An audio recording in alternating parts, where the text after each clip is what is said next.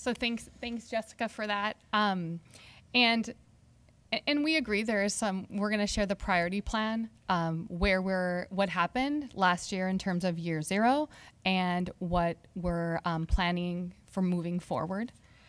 So in year 0, having a kindergarten task force, kindergarten professional learning, foundational skill, professional learning, K-5 foundational skills, GVC, and dyslexia advisory training. So last year being the first year, or the 0 plan year, was the start of this work. And Elizabeth will move on to where we're at for this year. Okay, this year. A lot has already happened. So first off, we just convened the 1st and 2nd grade Foundations Task Force. These are 10 teachers across PPS that have a desire around teaching foundational skills. They've embraced the GVCs that were created 2 years ago around foundational standards and language standards. Some of them have Orton Gillingham training. Some of them are dyslexia advisors in their buildings. And they will come together and look at practices across PPS, look at those GVC documents, identify any gaps they may see, and really take those out of more of a draft phase and put it into more of an implementation phase. The other piece that they will be doing is designing professional learning for all 1st and 2nd grade teachers. We have sub-slots for all 150 or so at each grade level to push them into those trainings where they learn about what does foundational skills and language skills instruction look like in the 1st and 2nd grade classroom. So that 30 to 45 minute block of time, how are we teaching that code-based instruction and giving kids all those pieces we know research says they need? This follows the kindergarten that she mentioned earlier in this exact same format, and it was some of the best feedback I've ever received in PPS for training. So we're hoping it continues to be very positive for our teachers. We will be looking at the Foundations Resource Advisory Committee. I'm a member of that committee where a team of teachers and administrators are looking at some supplemental programs to support the instruction of foundational skills. And because I have dyslexia advisor training, Orton Gillingham training, was a reading specialist, I'm really excited to bring that lens to that committee work. This was mentioned earlier, but we have trained several teachers in PPS on Orton Gillingham. They are getting the associate level training. They wrapped up about 60 hours of classroom training and are now moving into a practicum where they have direct support from a trainer while they are teaching kids in this practicum. So that is going on. This year, they also have a PLC where they come together as a professional learning community to just really problem solve any things that are coming up and support each other as they are learning this new technique. I did some dyslexia overview sessions, really again to build that awareness and understanding. So I came to leadership in August and did a session. Superintendent Guerrero joined us, which was really exciting. I did another one at the educational assistant fair that we had in August, and I often go into buildings or support teachers overviewing, what is the legislation, what is dyslexia, and how can we support kids. Just last week I was with a 3rd grade teacher really looking at the instruction she's designed for 2 kids in her class that have dyslexia. Really exciting. We have our library TOSA working on accessibility improvements for audiobooks. We are going to pilot Overdrive in 2 of our high schools and 1 of our middle schools this year to see how that can support our students across the board, especially in middle and high school. And then a very exciting thing that is going to start in January is I gave you that FAQ.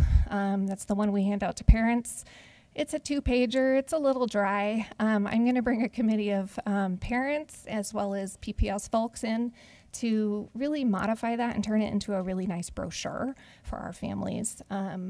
And then a big exciting thing is I'm going to work with Lorraine Allen in special ed, and we really want to revise our PPS dyslexia page on our PPS site to turn it into more of a handbook. And that is just very exciting because then we'll have that cross connection between me living in humanities, more general ed, and Lorraine living in special ed. So that's this year. So going into next year and beyond.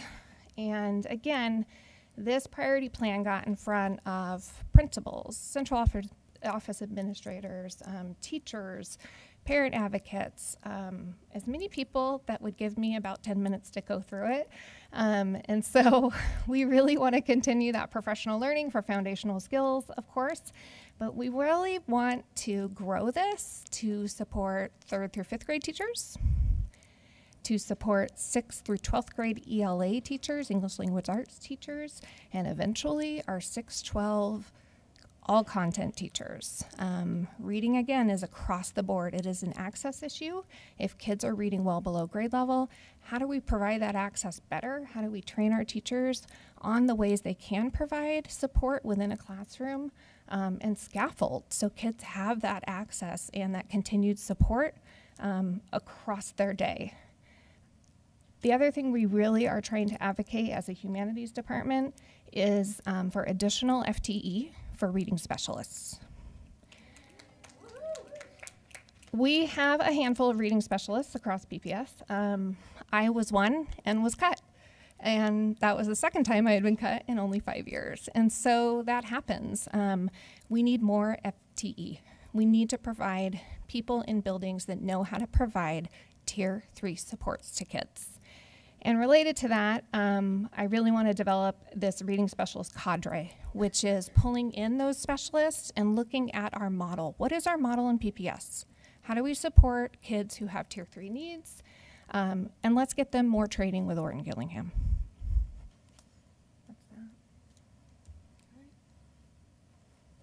So in thinking about our graduate portrait, I think it's really important for us to think about the things in this priority plan and how it connects there.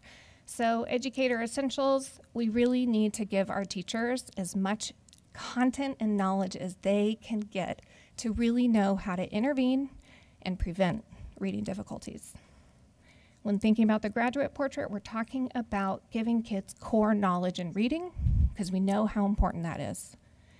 When we look at our system shifts, that's where we're really looking at advocating for more reading specialists, advocating for more training, really shifting our overall support at Tier 1, Tier 2, and Tier 3.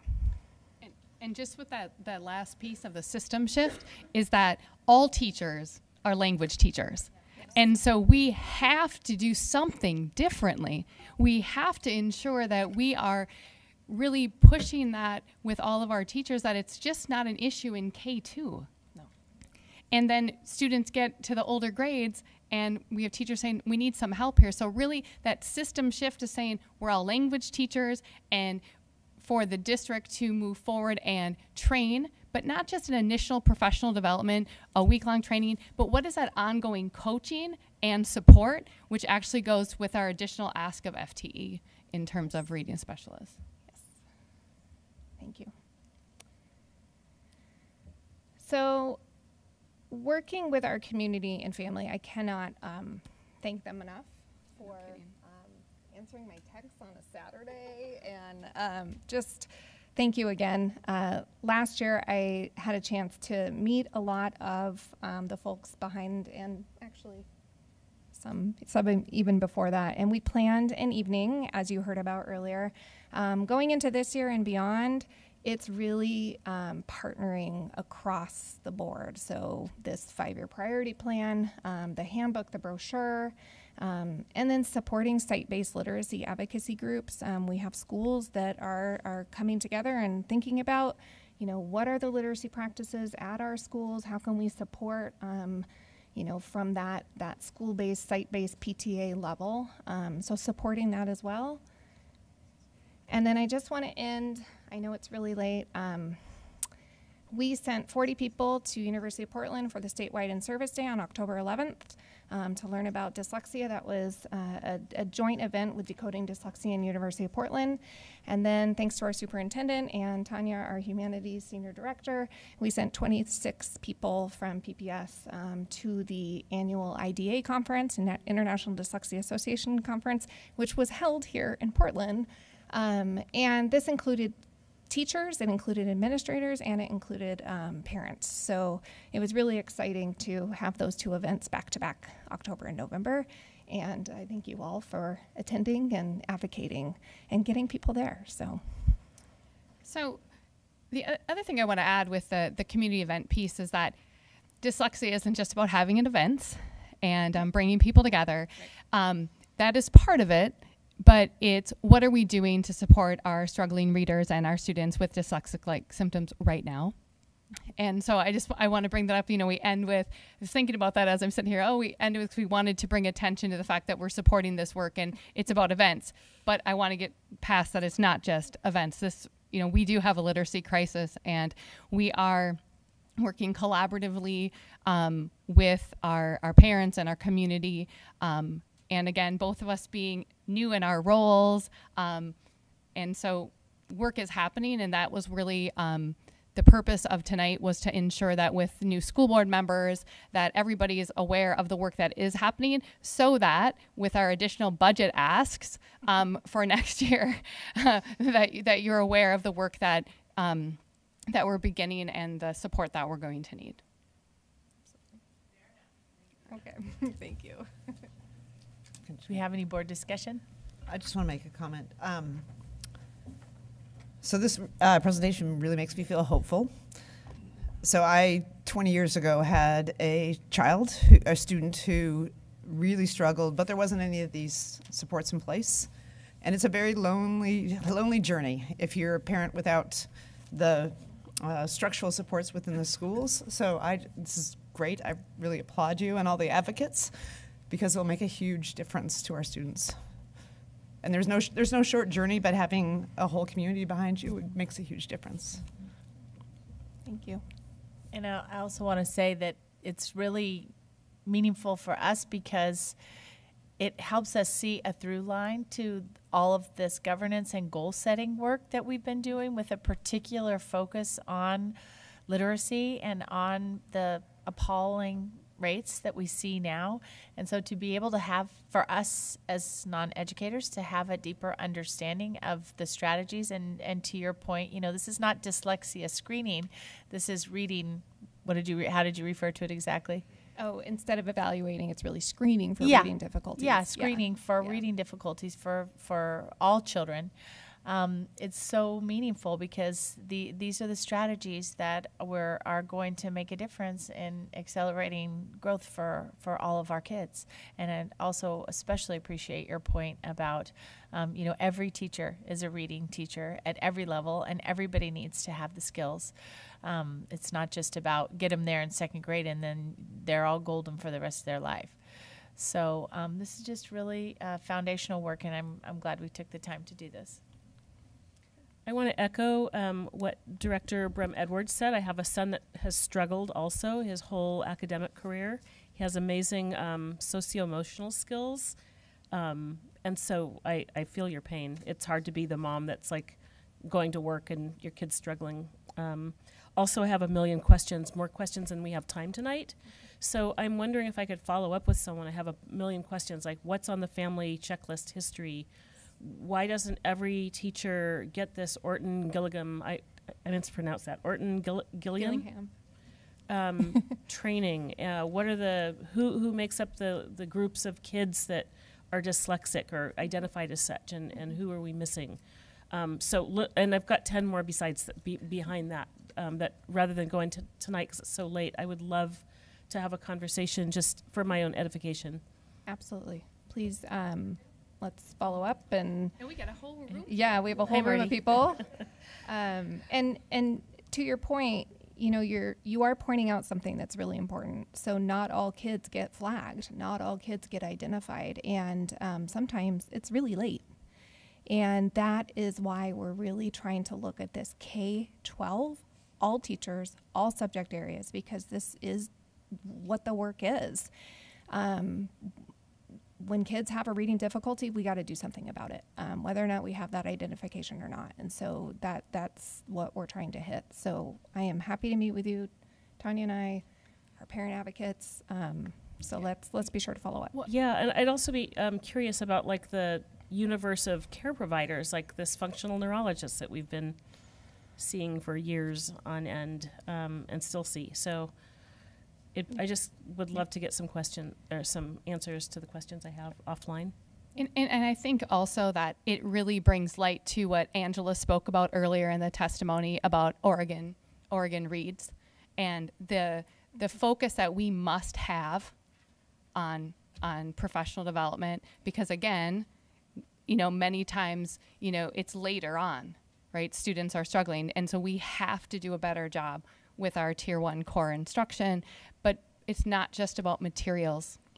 It's about making sure, and we heard that from another person tonight about testimony, about having a reading endorsement, but not having the professional development and the learning around the science of reading.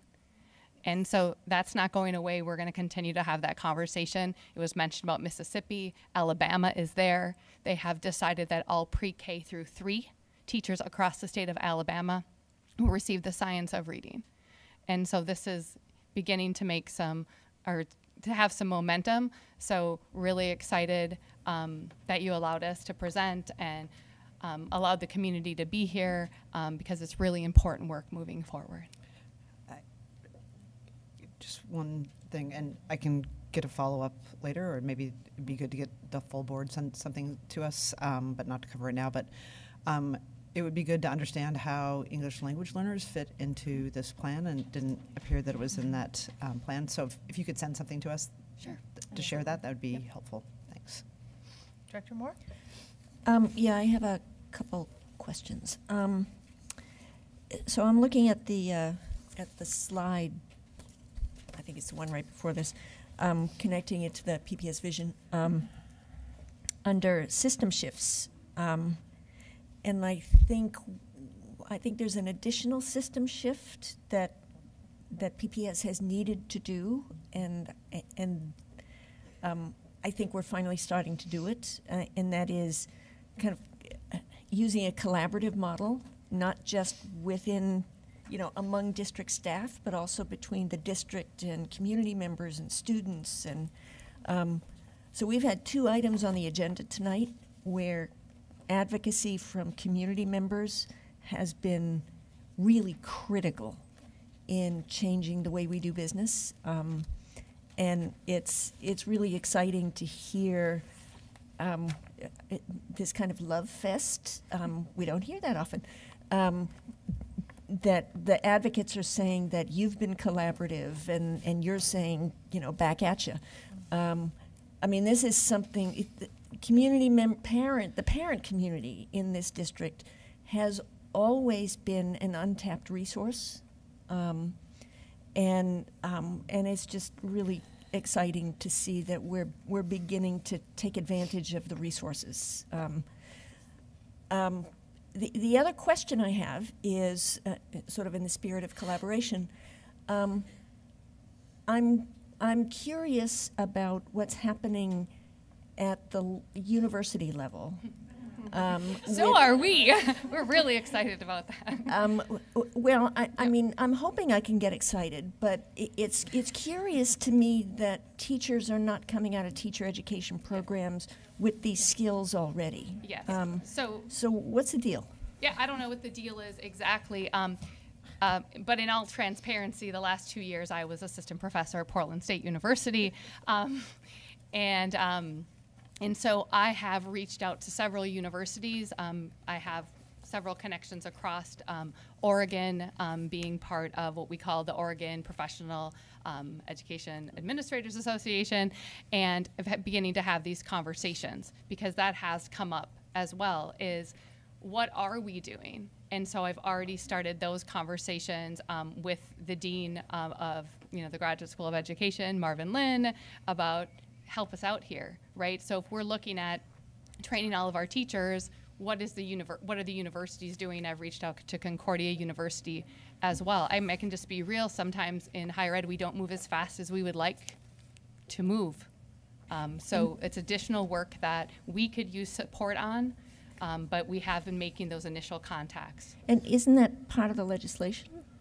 That there was at least an expectation, if not a requirement. Good. An expectation is my understanding. Yeah, and I think, and someone back there may know a little bit more, but I think some of it was a waiver, and they got some time to wait because their initial reaction was to waive out.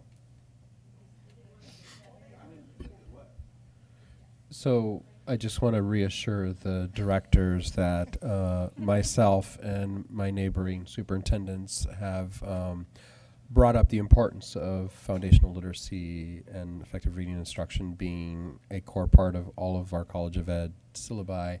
And we've been meeting regularly as a collaborative with our College of Ed deans, including just this past Friday again, to talk about not just our human capital needs, which we talked about earlier, but also as we work on that, what does their program look like? Because it must include work in these areas. As someone who was a literacy specialist for a while, understand the critical need for these type of supports and understandings, but we'll continue to keep it on the forefront in our conversations with our teacher ed programs, but we've got to continue that professional learning for all of our educators here within the organization as well.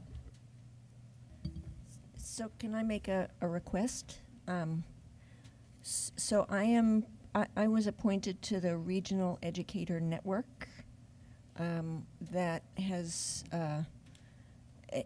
been charged by the state with developing regional plans for professional development for educators. I would like some info from you guys about what would help, what would work, what you want me to advocate for, and the more specific, the better. So we need to talk. This would be a great topic for the Wrens to take on. Wouldn't it, though? thank you. And I'm going to apologize for the rudeness of the sunglasses, but my migraine is back, so this is going to help us cope for the rest of the night. So, yeah, I just get to pretend I'm the cool school board member. You're not pretending. Yeah. You're not pretending. All right, thank you. I was going to say dream Thank on. you again. but- It's incredibly beneficial for us to have a window into this depth of the work. So thank you. Director Bailey. Yeah. Another thank you for to the members of the community for schooling me over the Yes. last couple of years. Hollywood Library, Saturday afternoon. Innocently walking by, got pulled in. Yeah. So very quickly, do we have numbers in terms of the screening from last year? Yes. And the demographics, again, not now, but a follow-up, Okay. I think. I can email them. I had Yeah. them in here, but I figured Yeah. we were a little tight, but yes, we have those. Please do. Yeah. And, So, and I'm also getting feedback right now about those processes to ensure that we're supporting our schools with that, because that, it was the first year. So there's always going to be hiccups Yep, in the yeah, first yeah, year, yeah. and I Right. want to just ensure that that is as best as possible. So I've emailed dyslexia advisors, principals, as well as kindergarten teachers to get their feedback. and that really ties in with the ELL question, especially non-Spanish speakers, in terms of a screening tool. So Because just if so this- you know, any 50-50 program is still screened in DIBELS. So Okay. yeah, Yeah, yeah, yeah. the guidance is that you screen in the language of instruction. So I'm sorry, EDEL is you used screen in because the what language? the language of instruction. So that's why EDEL is used for our 90-10 programs, because in kindergarten, of course, 90% of the day is in Spanish. So, but, Okay. I answer a lot of questions, and when a kid does come up with concerns, I always say, well, also screen, if they're learning Spanish and they're native English, then still screen in DIBELS and cross-reference both. So, yeah. Thank you. Yeah. Thank you so much. Okay. Thank you. Thank you.